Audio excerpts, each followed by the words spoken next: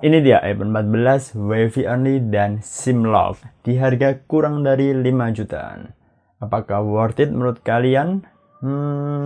Mari kita lihat dulu proses unboxingnya ya. Oke guys, ini adalah proses unboxingnya.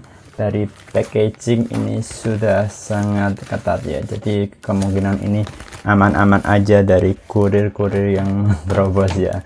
Oke, mari kita buka saja. Kita percepat saja guys. Nah, jadi pelindungannya itu sangat aman dengan bubble wrap dan ya masih dibungkus dengan bubble wrap. Di sini kita dapatkan kardusnya. Ya, pasti OM sih, nggak mungkin nggak OM. Oke, kita buka dulu. Nah, ini aku pesan yang warna putih ya. Nah, warna putih itu ya terlihat mencolok dan lebih elegan aja menurut saya di kondisi warna ini. Kita lihat kondisinya masih ya bagus, mulus, nggak ada baret ya ini sepertinya ya. Ini di kameranya juga aman, sepertinya di logonya juga aman. Oke, lihat samping-sampingnya masih aman. Ini masih ya tombolnya masih bisa lah ini. Oke, tombolnya masih enak difungsikan. Oke, mari kita hidupkan. Oke, bisa dihidupkan dan ini dapat kabelnya. Ini pasti kabelnya OM ya. Jangan sekali-sekali kalian pakai kabel ini. Soalnya kabel ini tuh pasti ya, jelek sih. Ya ini ada untuk nyolok-nyoloknya SIM ejector. Ya ini berhasil nyala. Dan ini ada tulisan Cinanya, nggak tahu apa. Kita ganti mode dulu ya. Kita coba cas dulu. Ini oh ya bisa tercas dengan baik ya, ini berarti aman untuk ngecasnya. Terlihat masih bagus. Kita ganti bahasanya dulu karena tadi bahasa Cina dan bahasa Inggris. Saya yang kurang bisa bahasa Cina, bahasa Inggris kita ganti dulu lah. Ya, gimana cara gantinya? Ya gitu, delete. Oke, dari kondisi masih bagus sekali ini sepertinya. Oke, sudah terganti bahasa Indonesia yang bisa saya pahami dengan baik ya, karena ini HP iPhone pertama saya. Dan ini nomor serinya nanti bisa dicek sendiri aja. Dan ini SIM lock ya, nggak bisa operator Indonesia, tapi nggak apa-apa, ini RSIM tanam juga. Oke, ini iPhone 14 benar, ini di update 18.3. Oke lah, selanjutnya kita akan ngecek apa lagi nih. Ini aku beli yang 128 GB aja di internalnya ya. Oke, kita cek di kameranya ya. Ini kamera satu kalinya, kamera 0,5, videonya oke, dan ini sangat jernih sekali. Ada mode aktifnya juga. Cek 1 2 3. Cek 1 2 3.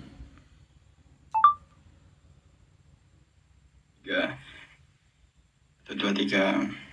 Cek 1 2 3. Cek 1 2 3.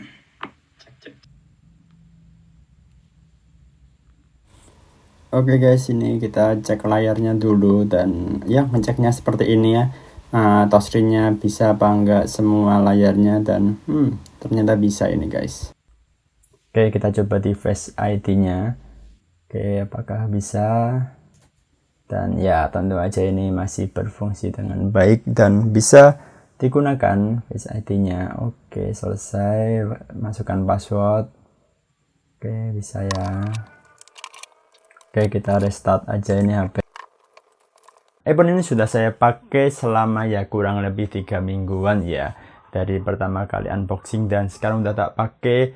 Dan hasilnya masih normal-normal aja. Semuanya masih enak untuk dipakai. Tapi yang perlu dicatat nih, nah ini tuh cuma WiFi only dan SIM lock. Jadi kalian tidak bisa menggunakan provider kalian. Kemudian tak coba nggak bisa, dan ya udahlah, ini cuma untuk WiFi only aja.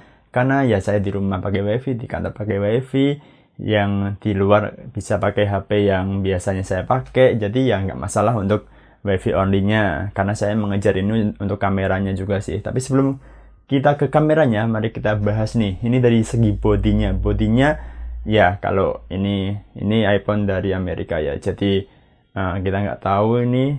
Kayaknya ini bodinya sudah tidak body O-ring-nya lagi, tapi sudah ganti. Yang saya pikir karena iPhone ini sangat ringan, Ini saya bandingkan dengan beberapa iPhone teman saya, ini sangat ringan ini. Kenapa kok aneh sekali? Tapi oh iya, ini karena ini bodinya atau backlash-nya ini sudah diganti, sudah enggak orinya lagi. Tetapi dari segi fungsi, segi tombol-tombolnya ini masih berfungsi dengan baik, masih enak-enak aja, masih empuk-empuk aja. Terus dari layarnya nih kalau tak lihat ini kayaknya ori deh, karena ya masih enak dilihat, masih bagus, dan semuanya masih berfungsi dengan baik tentunya. Terus di segi suaranya juga, ini dengan speaker yang kayaknya ini speakernya ini terbaik nih menurutku, karena suaranya masih jernih, masih bagus, dan stereonya kedua speakernya ini masih nyala dan sangat bagus ini untuk digunakan ya. Di sini juga layarnya pun juga trutunya masih nyala ya nih trutunya. Jadi dia masih berfungsi dengan baik lah. Untuk kecerahannya juga bisa otomatis naik turun. Jadi ya masih berfungsi dengan baik. Kemarin aku juga di unboxing sudah langsung mempraktekkan Face ID-nya dan ya masih berfungsi dan masih baik-baik aja. Di fungsi kapan aja, di gelap terang itu sama aja bisa. Jadi ya normal-normal aja. Nah ini untuk ketahanan baterainya, ini saya pakai karena ini HP kedua ya, jadi jarang saya pakai juga, mungkin tak pakai kalau ada perlunya dikit-dikit aja ya. Ini sangat bertahan lama, bisa 2 hari baru tak cas, karena ya jarang tak pakai, karena tak pakai untuk HP kedua. Jadi menurutku ketahanan baterainya masih baik-baik aja, masih aman, nggak ada problem sama sekali di situ.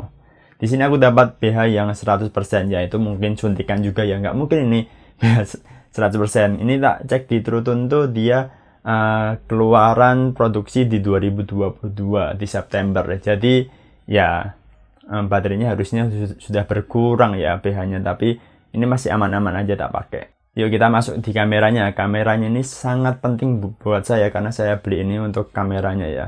Jadi kameranya ini depan belakang masih sangat jernih, sangat bagus, nggak ada kendala sama sekali. Untuk foto ataupun video, kamera depan belakang masih jos banget. Dan inilah hasilnya. Kemarin aku pergi ke Pacitan ya, ini hasilnya. Dan sangat memuaskan sekali untuk fotonya. Sangat jelas, ultrawide, kamera satu kalinya, kamera depannya sangat bagus. Ini saya pakai untuk perekaman video juga sangat bagus. Dan ya nggak ada problem yang berarti dari HP ini. Cuma ini kok ringan banget gitu dibandingkan HP yang lain. Tapi nggak masalah sih. Dan inilah beberapa hasil kameranya, kalian bisa cek ya. Oke guys, ini hasil kamera dari iPhone 14 ya. Ya hasilnya seperti ini, bening, masih bagus sekali. Ya kalian bisa mendengarkan mic-nya juga masih aman juga ini di iPhone 14 ini. Mari kita coba kamera belakang ya. Ini aku coba kamera belakang yang biasa, yang satu kali. Kita pindah yang ke 0,5. Ini dia yang 0,5, masih lebar ya. Ini nggak kelihatan aku gimana hasilnya. Dan mari kita coba sinematiknya ya. Oke, ini sinematik yang kamera depan, jadi bisa kelihatan jelas banget nih. Dan ini hasilnya, apakah bagus menurut kalian? Sedangkan ini adalah sinematik kamera belakang. Gimana hasilnya? Worth it nggak sih? Dengan harga segini untuk kamera sejelas ini, sebening ini.